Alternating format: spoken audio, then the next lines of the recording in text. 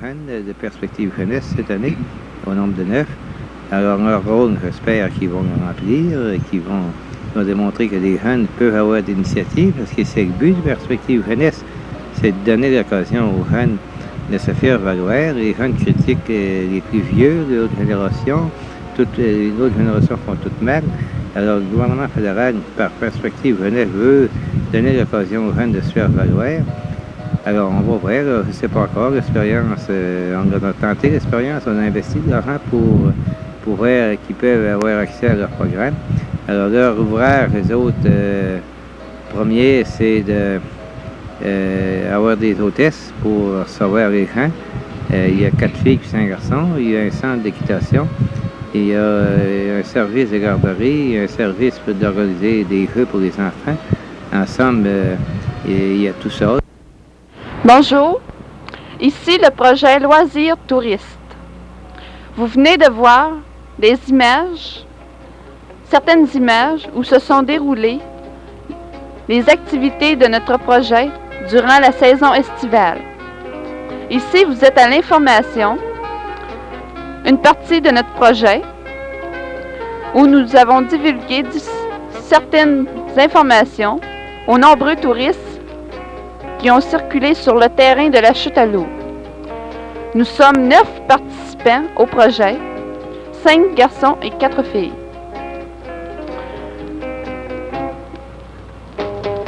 Pour la garderie, les enfants, les parents nous confient leurs enfants pour profiter des plaisirs que leur offre le camping.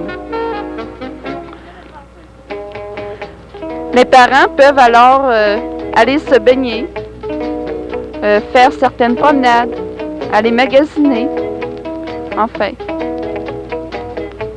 Maintenant, nous allons aller voir l'intérieur de la garderie.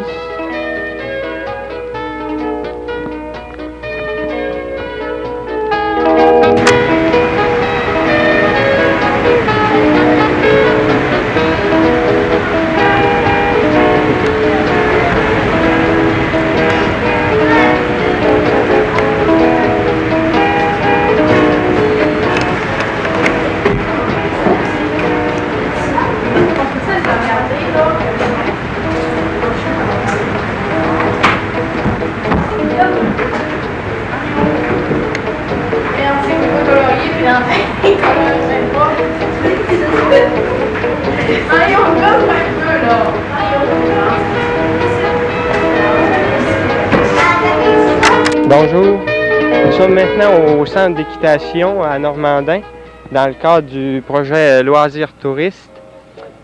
Et ici, nous avons les chevaux qui nous ont permis d'édifier ce projet. Ici, là, c'est l'étable qui nous a été offerte, disons, par la municipalité de Normandin. Une partie, l'autre partie, la moins belle, c'est nous autres qui l'a fait.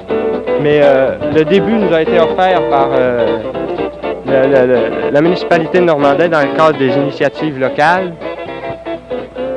Puis la petite cabane là-bas que vous voyez, là, ça c'est l'endroit où l'on remise les selles. Alors, les chevaux ici, ça fonctionne sous le principe de la location. C'est-à-dire que si une personne veut faire de l'équitation, elle vient ici avec l'idée de faire du cheval, puis on lui loue le cheval avec un montant d'argent déterminé. Puis on a un trajet d'environ 3 500 à 4 000 qui se trouve être sur le terrain du gouvernement. Ce chemin-là, on l'a fait. On a été obligé de le défricher parce qu'en fait, il y avait des branches tout le tour, puis c'est ça qui a été notre principal problème. Ensuite, on a été obligé de faire des démarches parce qu'on passait sur une sorte de terrain privé, ce qui nous a occasionné certains problèmes. Et on a aussi un terrain de jeu, mais qui est de l'autre côté du chalet qu'il y a là.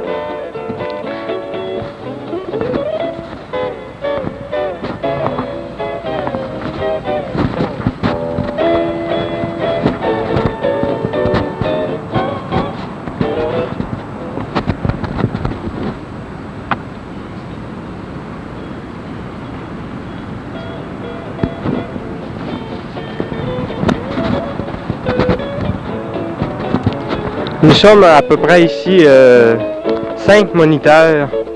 Disons qu'on n'y est pas tout le temps tous ensemble, mais qu'on fonctionne sous un système de rotation pour les congés. Puis on commence à avoir de l'expérience, il n'y a aucune crainte à avoir en ce qui nous concerne.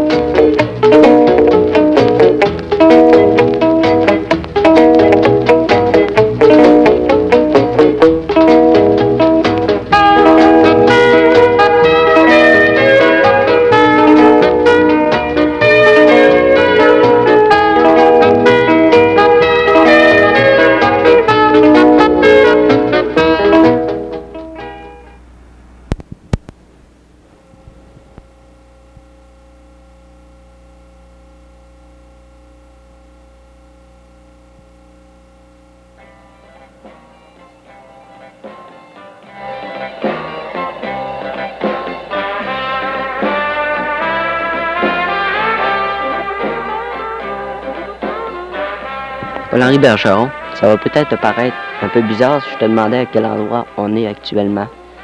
Actuellement, on est sur le terrain de la pastorale. Au nord, ça se situe au nord-ouest du village de Saint-Thomas. C'est environ à peu près 5 000 ou 8 000 environ. Ça, la pastorale, c'est un terrain qui appartient à la municipalité, mais qui a été loué à la polyvalente de Normandin pour l'exécution de stages. Ce sont 5 établissements différents qui ont été bâtis dans le cadre des travaux d'hiver et qui sont à la disposition pour les stages de classe. Sais-tu pour quelle raison ça a été loué à la municipalité de Normandin, à la régionale Louémont? Une raison, peut-être que c'était en particulier pour les stages, mais quand même, Saint-Thomas en particulier, je crois qu'il n'y avait pas une attention trop favorable pour leur établissement ici à la pastorale. Et c'est peut-être une attention plus particulière que vous avez voulu faire apporter à Saint-Thomas en venant ici cette année, en présentant un projet pour modifier, pour améliorer le terrain, je crois. C'est en plein ça, c'était parce que ça paraissait un peu délaissé, un peu délabré, si tu veux. Le terrain était mal nettoyé, il avait déjà été nettoyé, mais quand même, le terrain s'était tout repris. Alors, c'est pour donner un meilleur coup d'œil à ce que les gens viendront ici, le tourisme ou autre.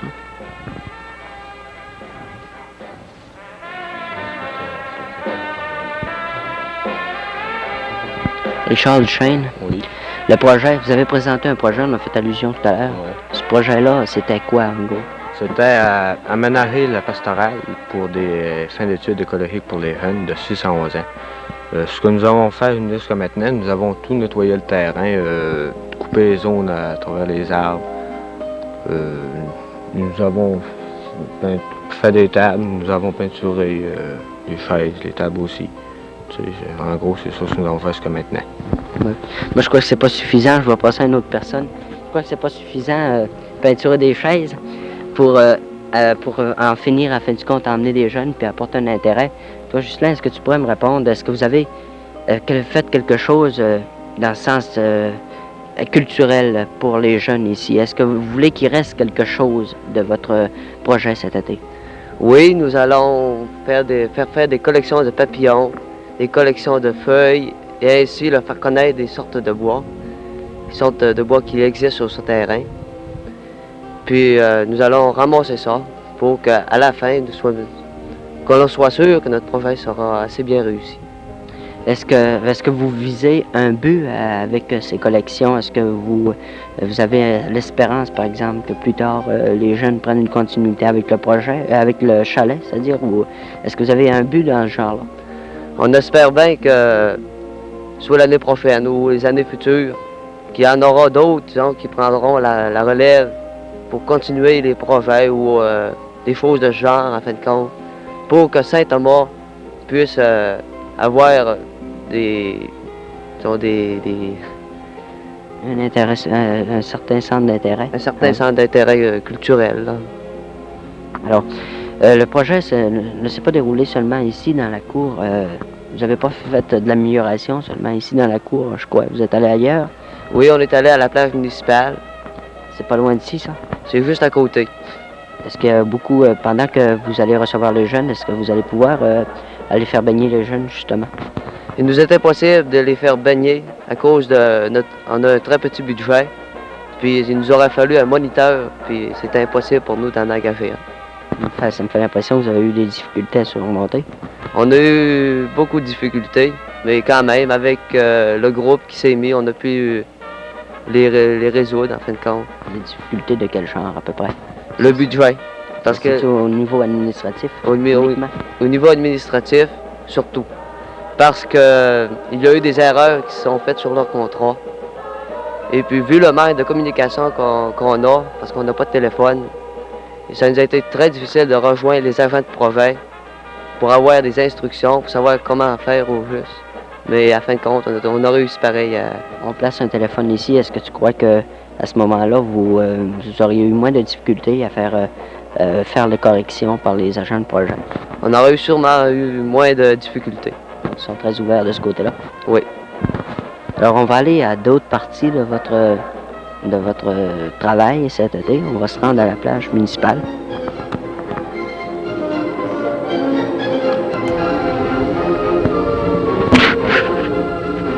Alors, est-ce qu'on pourrait savoir ton nom? C'est Denis Gaumont. Participant au projet Perspective Jeunesse ici. Oui. Le titre déjà, c'est? Aménagement de la pastorale pour des fins écologiques. Ici, on est rendu à la plage municipale. Pourquoi vous avez fait quelque chose ici? Je crois que vous avez aménagé la plage. Oui, on a tout nettoyé le sous-bois parce que ça en avait besoin, surtout pour faire paraître mieux le site.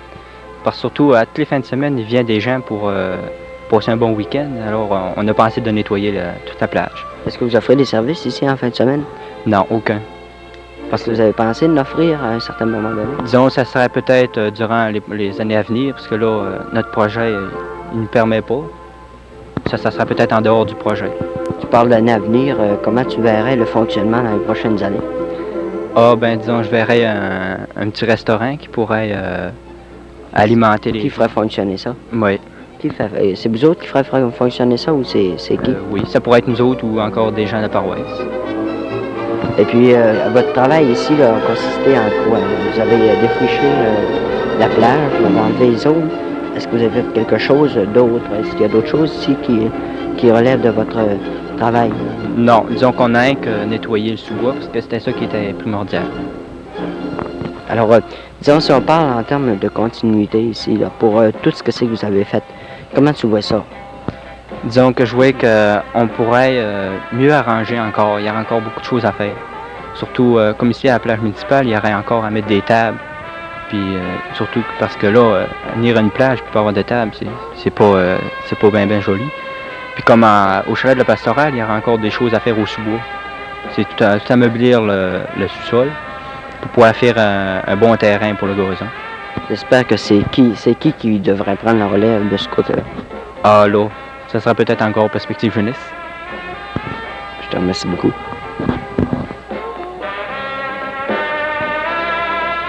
Monsieur Charles-Eugène Mignot, vous étiez responsable du projet Perspective Jeunesse ici, au chalet de Pastoral. Comment ça s'est déroulé dans l'ensemble? Ah, ça s'est bien déroulé, ça a bien été. On n'a pas un mot à dire. Je pense pas que les autres aient un mot à dire non plus. Je sais pas. On s'est bien accordé assez. Oui. Disons, vous aviez prévu bien les choses sur papier. Est-ce que toutes ces choses qui étaient écrites que vous alliez faire dans le projet ont été réalisées? Ça a été pas mal réalisé, oui. Ça a été bien réussi assez. On avait du monde assez vaillant. On a travaillé tant qu'on a pu seulement qu'on a manqué de machinerie, puis après ça, ces affaires-là. Tout le bois qui a été charrié, ben, on a obligé de charrier ça tout à bras. On n'avait pas de voiture pour le charrier. Ça fait que ça n'a pas été une affaire qui était d'avance. Quand on était obligé de charrier du bois, ou des brassées d'autres, puis tout ça. À 100 pieds, puis 150 pieds, des fois 200 pieds, ben c'est pas d'avance, hein? On avait eu plus d'argent pour avoir de la machinerie un peu pour ces affaires-là. Ça aurait été plus d'avance, on aurait pu faire de quoi de plus beau. Est-ce que vous avez reçu des jeunes ici comme vous l'avez prévu là, sur le projet? On n'a pas reçu encore, ça ne m'a pas d'en recevoir. Alors, qu'est-ce qui a été votre principal obstacle à ne pas être capable de recevoir de jeunes jusqu'à présent? Ben, jusqu'à présent, ben là, ça a été le mauvais temps, depuis 15 jours qui mouille, là. Fait que là, ça n'a pas été un temps pour ces enfants-là. Ben, je calcule que on n'aurait pas pu leur montrer ce que c'est qu'on aurait voulu. Avec les jeunes, quand les jeunes auront passé ici, comment envisagez-vous? Est-ce que vous croyez que ça sera une réussite complète, autant que vous l'avez espéré, ou encore il y aura des choses qui auront quand même accroché et faire en sorte que le projet ne soit pas une réussite? Ah, ça sera meilleur. Si on avait pu faire tout ce qu'on aurait voulu, ça aurait été plus beau, puis on aurait pu leur en montrer plus. Il manque là, on va leur montrer les sortes de bois qu'on a faites, tout l'ouvrage qu'on a fait. Et on va tout leur montrer ça. Comme les peintures qu'on a faites, les tables, on a tout amélioré ça. C'était tout parti un peu, d'un bord et de l'autre, ces affaires-là. C'était un peu négligé, mais là, bon, ça va s'aplomber. Quelle activité vous prévoyez avec les jeunes? On va faire un tour dans le bois, puis après ça, on va leur montrer tout l'ouvrage qu'on a fait. C'est la découverte de la nature, quoi. Ah oui, c'est la nature, bien sûr. Monsieur Mignot, on vous remercie beaucoup.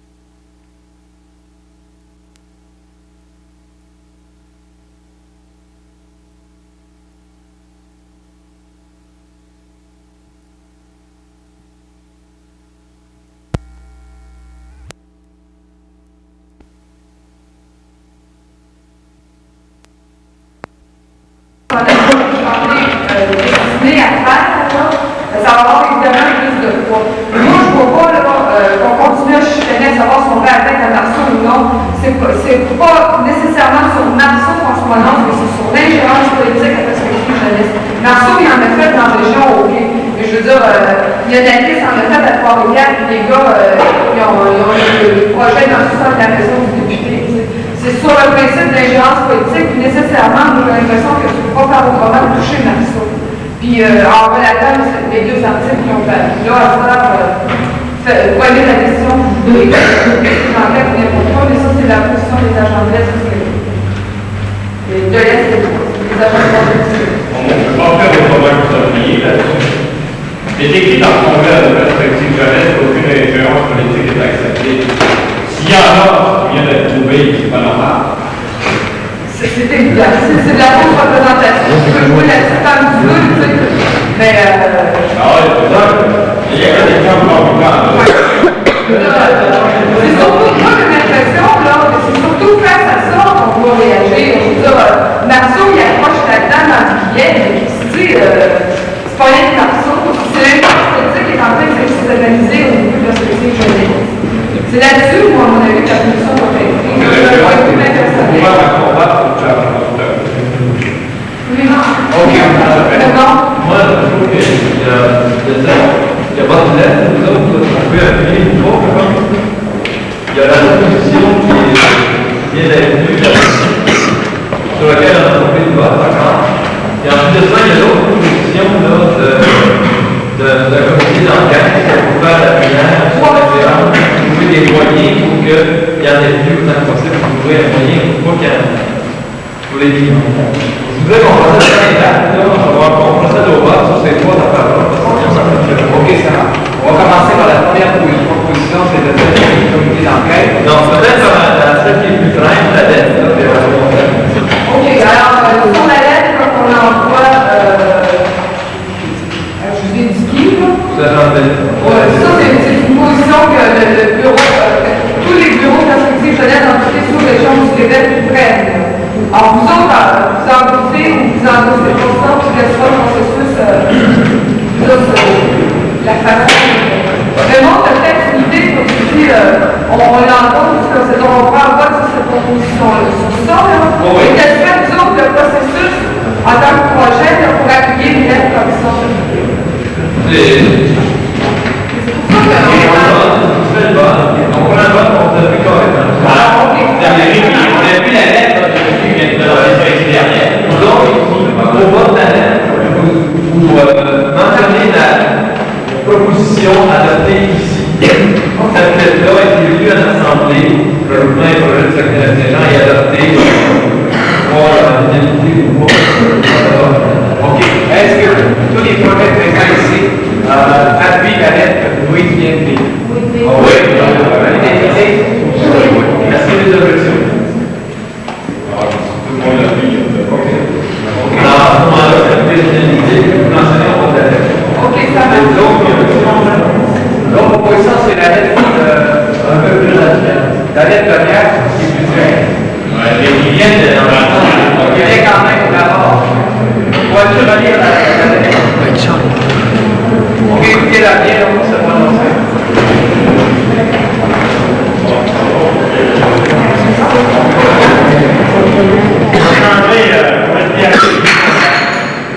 Les deux. Le gouvernement à Pierre-Éliott Trudeau. Le retiré au député Louis Marceau son constatement parlementaire responsable de perspective jeunesse pour le Québec. Les raisons de voter notre recommandation sont les suivantes. Premièrement, son ingérence dans le choix du comité de sélection des projets au sein de l'État. Deuxièmement, son ingérence dans l'acceptation de deux nouveaux projets. La bibliothèque touristique à Saint-Lambert-de-Salardo et le parc municipal à Saint-Lambert, où on n'a ni consulté les autres projets, ni le comité de sélection régionale. Troisièmement, ses récentes déclarations dans le Soleil 6 et 8 août, où il se félicite d'être officiellement intervenu pour finalement porter la main de haut fonctionnaire. Nous blâmons sérieusement M. Michel Pecteau, nous blâmons sérieusement M. Michel Pecteau, coordonnateur de l'Aide du Québec, qui a accepté ces projets politiques et pour le retard de 6 à 7 semaines dans tous les versements et les milliards de subventions.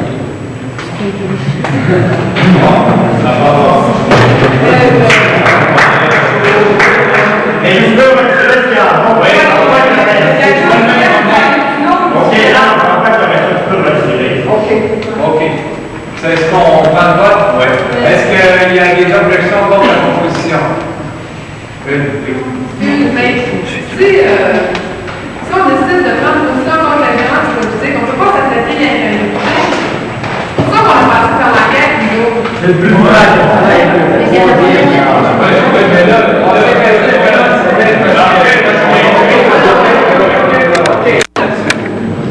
Oui, là. La première, c'est un appui, on appuyait sur les pieds des enfants. OK, on passe au vote, là, c'est les pendants que l'on a. Non, là, pour les personnes, ils ont quand même une bonne parole, puis ils ont des... Moi, en fait, de ce que tu dis, là, c'est parce que finalement, là, c'est des forces de frappe qui viennent de différentes places. C'est ça, le fait. Nous autres, on frappe, genre, plus doucement, plus professionnellement. Vous autres, vous frappez plus fort, faites le projet, puis un comité peut frapper de l'autre manière. Plus ça va frapper de tous les côtés, plus ça a des chances d'aboutir à quelque chose. C'est dans le sens que celle-là, c'est une partie de la salle. Parmi les projets.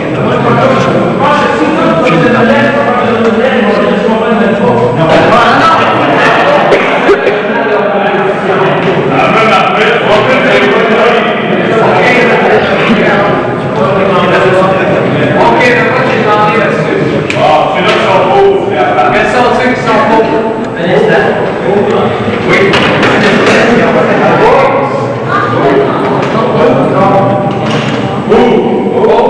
Quels sont ceux qui sont pauvres? Il n'y a pas c'est une explication. Peut-être. Ah, mais moi, je viens de le vote. OK, on va finir le vote. OK. Quels sont ceux qui sont contre la vote?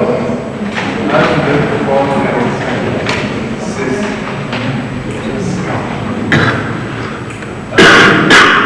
Peut-être que ça a l'importance, peut-être que ça n'a pas, mais la formulation, d'après moi, c'est très important. Et j'aimerais savoir sur quoi on vient de s'engager. D'accord, j'ai pleine confiance au secrétaire qui travaille avec son téléphone. Et la formulation de d'après moi, c'est important. On vote d'accord, on vote pour quoi? Quelque chose qui vient d'être dit, là, mais est-ce que c'est réellement ce qui va être écrit? D'après moi, c'est important. C'est-à-dire qu'il n'y a aucune espèce d'interprétation.